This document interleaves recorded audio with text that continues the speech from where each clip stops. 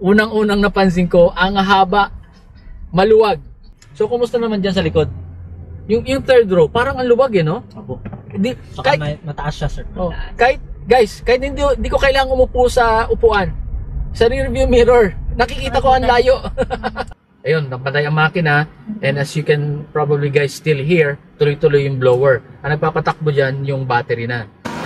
Hey guys, welcome back to Team DTV, and still we are here at the Autofocus Drive Test Festival here at the Mall of Asia concert ground, and we are here at the booth of Suzuki, and this time sisilipin naman natin itong Ertiga na hybrid, and we will actually get a chance to drive this MPV. So this MPV competes with the Mitsubishi Expander and Toyota Rush, yung mga Veloz, yun yung mga katapat niya.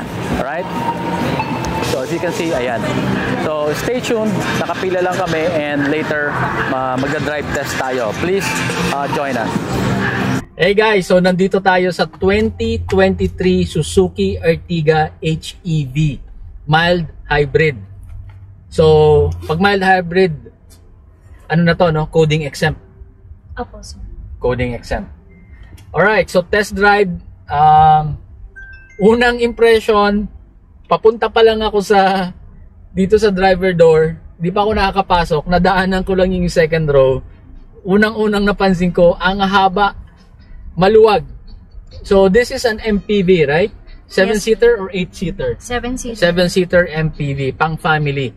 Ramdam na ramdam ko yung haba niya agad sa second row. Kumusta dyan, Mapot? Maluwag, no? Tinan mo yung legroom mo, oh. Ang dami pang space. And okay, adjust ko muna. Medyo mataas yung manibela for me. So adjustable yung ayun.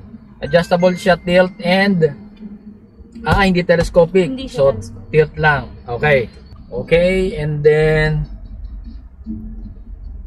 lock the doors. Sige, let's go.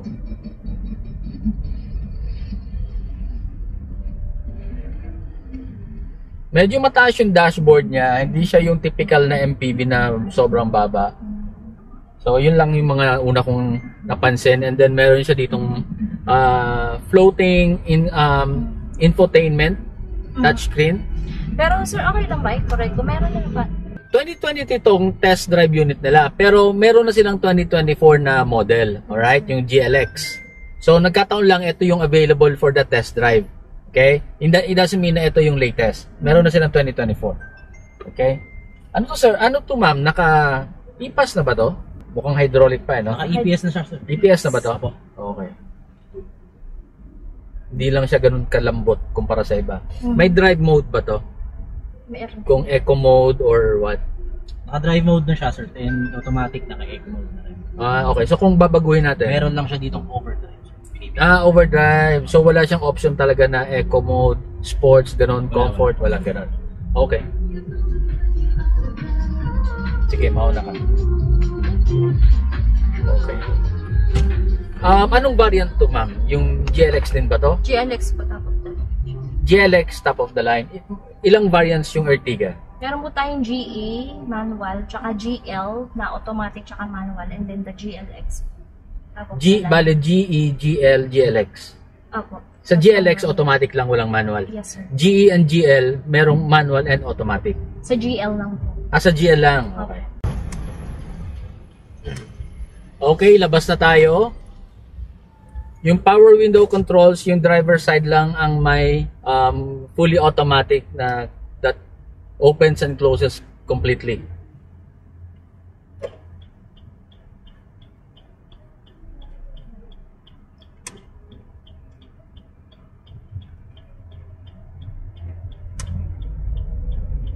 Unang impression, mafe-feel mo talaga, mafe-feel mo yung headroom.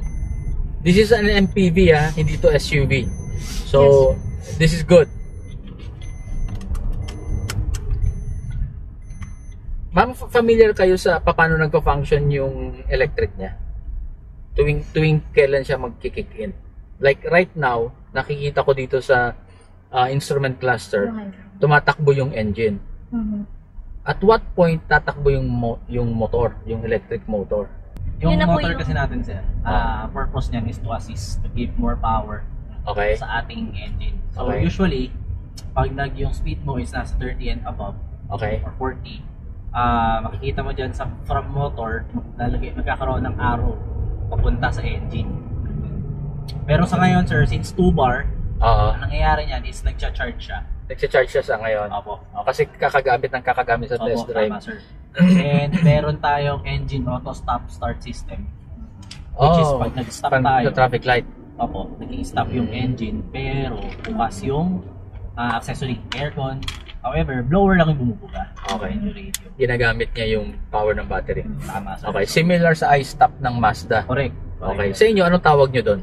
EASS, engine auto stop start. Okay, so meron siyang EASS, Engine Auto Start Stop. Medyo pinahaba nila, pinakomplicate. Sa Mazda, ang tawag lang ni Mazda dyan, iStop. Kasi meron ako dating Mazda CX-5, ganoon ang functionality niya. Ayan, masusubukan natin dito. Pag nag-full stop ka, oops, hindi nag-engage kasi Ayan. low bat. Ayan, idling stop unavailable since 2 Ah. bars. So pag nag 3 bars na siya, sir, Okay. yun, mag-e-engage siya. Yeah. So, yung extra features niya, hindi kumakarga for now kasi low bat yung battery. Well, not really low bat, naka 2 bars eh. So, meron siya ditong 2, 3, 5 bars. So, right now, naka 20% lang tayo. Pag naka-minimum siya, ang requirement is minimum 40 po, 40. 40. Apo. Bago mo ma-experience yung hybrid, yung engine assist, tsaka yung iStop or yung AESS nga nila kung tawagin. Okay. So malaking selling point kapag coding exempt, ha?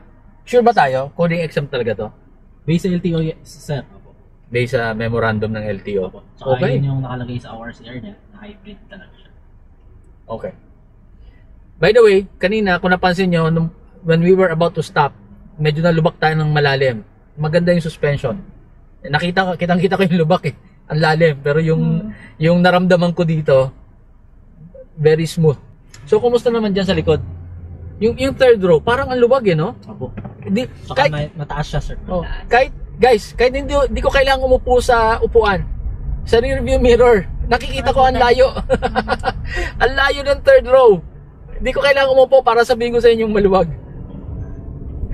Actually, honestly, kanina, nung umikot nga ako sa likod, nung pasakay pa lang tayo, nadaanan ko, natansya ko yung, sa peripheral vision ko lang, natansya ko yung, teka, ba't ang tagal kumambyo? Naka-L ako.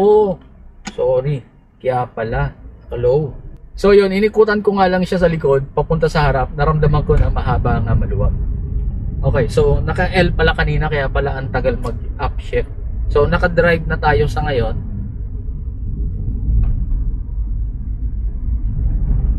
Maganda ang suspension. Hindi siya sobrang comfortable.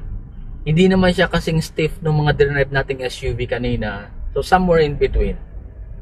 So tama lang. I think kapag ka nakargahan na to ng mga meron kang 3 bata sa likod, tapos lagay dyan sa pinakadulo, sa sakto na to. I think that is something expected.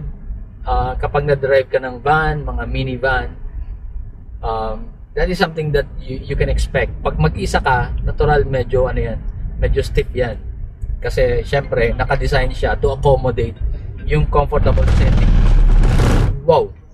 Yung comfortable setting ng 5 or 7 passengers. Okay. Ano sir, doon na tayo mag-U-turn? Opo. So yung steering niya, merong parang mga wood accent dito. Ito, at least hindi naman siya yung piano, yung black piano finish na prone sa scratches. Ito mukhang hindi. And then flat bottom dito yung steering wheel, and leather yung feel dito sa bandang taas, and may mga konting silver or chrome accent.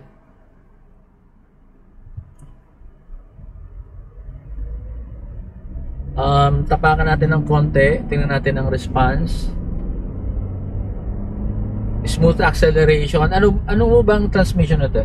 Regular automatic or CVT? Automatic siya, sir. Hindi siya CVT. Okay. And ilang speed? 4 speed po. 4 speed. 4 speed. Okay. So sa ganitong configuration, ang katapat nito, mga tipong Mitsubishi Expander. Yun. Kasi si Expander ganun din, regular automatic and 4-speed. Malamig naman yung aircon, masarap. Ayan, tignan natin, isagad natin yung blower. Malakas. Merong aircon din sa second row. Okay. So hindi kakapusin. Sa third row meron din? Wala. Third row wala. Okay. But I think enough na. Enough na para madala yung lamig sa likod.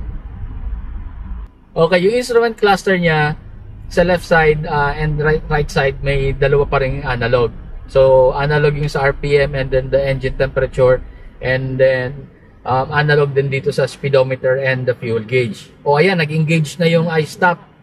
Ayun, napatay ang makina, and as you can probably guys still hear, tuloy-tuloy yung blower. Ang nagpapatakbo dyan yung battery na. Of course, patay yung compressor kasi patay ang makina eh. Yung compressor nakakabit sa makina. Hindi naman kayang patakbuhin niya ng battery. Ayan, pag bitaw ko ng preno, automatic nag-start siya. The same behavior nung Mazda i-stop, the same behavior nung Ford Expedition. Yun yung the two other cars na na-drive ko na merong ganong feature. May mga ibang tao ayaw ng ganun eh, kasi parang naiilang sila sa yung namamatay tapos aandar ulit. Ako, as long as it helps improve the fuel consumption, okay sa akin yon.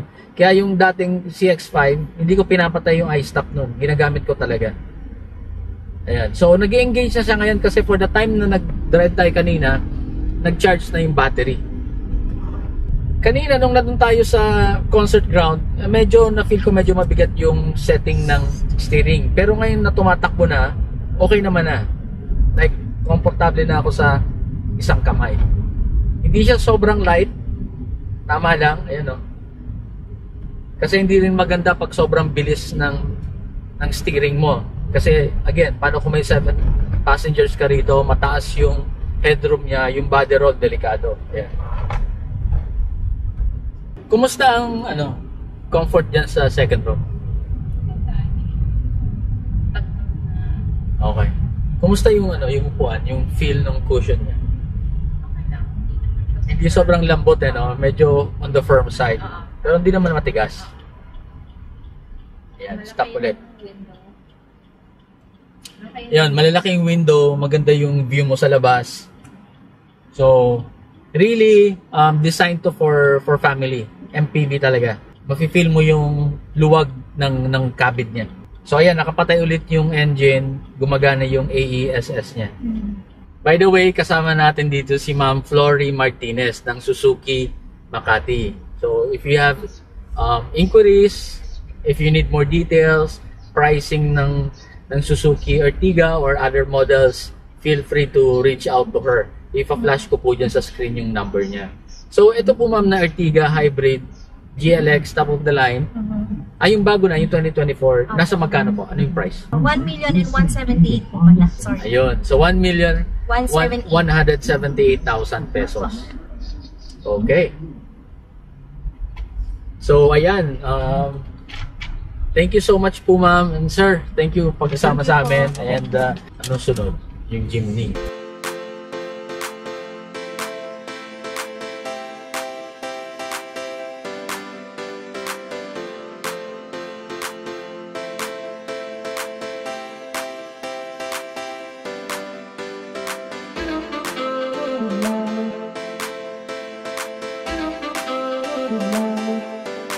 Alright, that's all folks. If you like this video, please do not forget to subscribe to our YouTube channel. We are also on Facebook. Please like and follow our page. As always, drive safe. Thank you for watching. Bye.